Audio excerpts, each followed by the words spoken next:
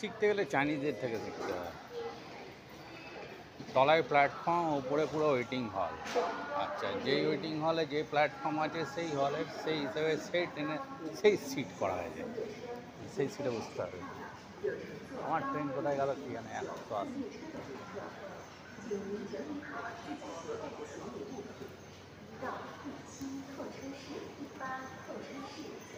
এই তো আমার এসে গেছে 180, পেয়ে গেছি।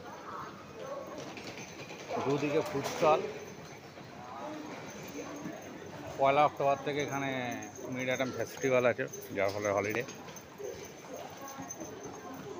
ওই জন্য সব এখন নিজের নিজের দেশে যাচ্ছে, আর আমি ঘুরতে যাচ্ছি। এই হলটা আমার 3 নম্বর গেট নয়, 3 নম্বর গেটের আমার হলিং নয়, আমার 4 নম্বর গেটে এই ওয়েটিং হল। বাবা, হাউসফুল, বলবো কোথায়।